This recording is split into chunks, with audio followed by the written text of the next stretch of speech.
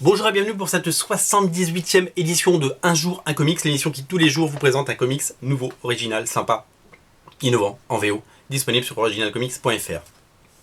Alors aujourd'hui je vais vous parler d'un comics que j'affectionne particulièrement et je vais vous parler du numéro 3 de la série Huck de Mark Millar et Rafael Albuquerque.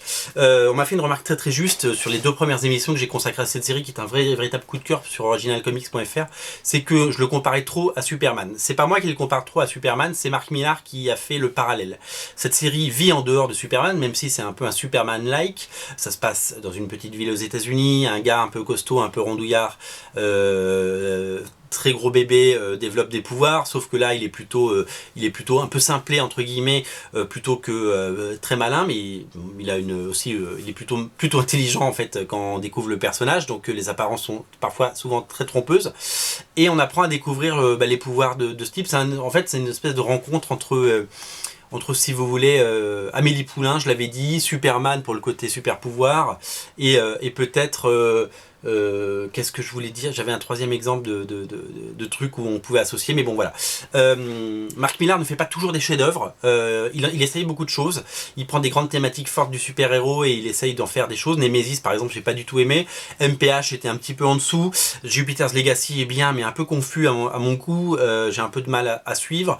J'ai adoré Supérieur par exemple, j'ai adoré Super Crook, j'ai adoré Kick-Ass, il y a eu des très bonnes choses, il y en a eu des un peu moins bien, c'est le propre de chaque auteur, il y a des très bonnes choses et il y en a des moins bien. Starlight qui devrait arriver en 2016 chez Panini marche bien, Wanted était excellent, qui était chez Delcourt et qui arrive maintenant chez Panini, est excellent aussi, et Huck fait partie des très bons crus, parce que c'est une narration différente, il prend son temps, c'est magnifique.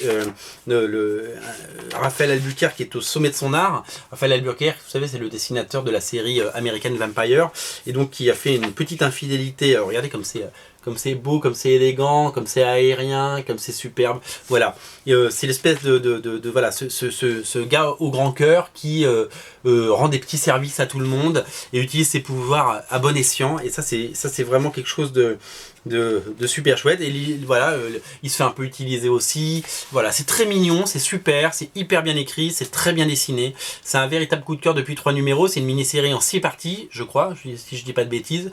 Et c'est une vraie réussite de la part de Mark Millar, un vrai tour de force. 5 numéros, je crois.